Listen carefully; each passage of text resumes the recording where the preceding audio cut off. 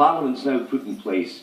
British governments have, God forbid, they've got to commit armed forces in the future, have got to get a proper affirmative vote of Parliament, not in the way that it happened over Iraq. That was a con, let's face it. It was an absolute con at the time. How you do that in practice might be more difficult. But the second point is the argumentation of any British Prime Minister in future. They would not get away with what Tony Blair did.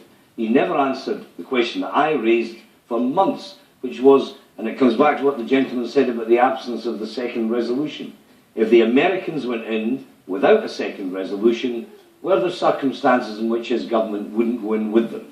To which answer there came none. I don't think a Prime Minister would or could or should ever get away with that in the future. Well, let's talk about that whole issue about trust. Yes, gentlemen with respect, yes.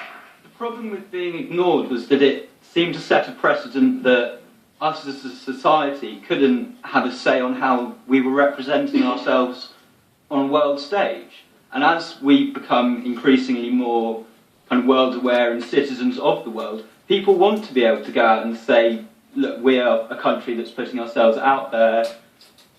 You can't ignore so many people saying we want our country to go in this direction. That's not democracy. And two along, the gentleman there, two along from me, yes.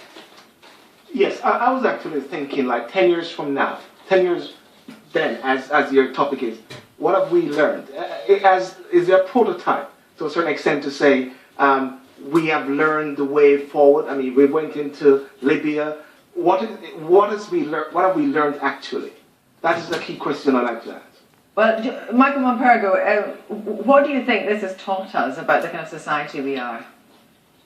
I think it's taught me that we're not this kind of a country anymore.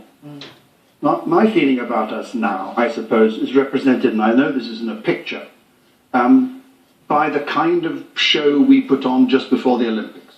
We're rather an eccentric people, rather odd, quite funny, but we don't do this boots on foreign territory anymore. And that's what seems to me to have rubbed the country and made us feel really uncomfortable, not just about Iran, but about Afghanistan, is that we're just not this sort of a country anymore, unless I got it all wrong. Well, we're going to come on and talk about intervention, but just let me stick with you on this. How does that make you feel, though? I mean, do you want to be the kind of, one of the world's policemen? No. I feel those days are not for us. We are, yes, a significant European power. We work in conjunction with other democratic nations to make this world a better place. What we don't do is to go off on our own food. We can't wash our hands off the rest of the world. We can't. You may not be interested in war, but war is interested in you. And it's Trotsky who said that, and there's good reason to think that Britain cannot just... I mean, you walk the streets of the Arab world today and the Balfour Declaration comes up again and again. Britain has the historical responsibility to correct its many mistakes in the past. We can't do that alone without American support. And to have American support means answering the tough question that Charles Kennedy asked, that how tight is that relationship between the US and the UK going to be?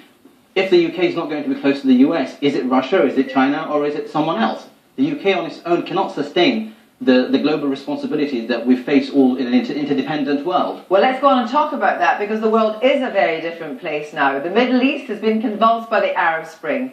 Syria has descended into civil war, and there's the ever-looming threat of WMD in Iran.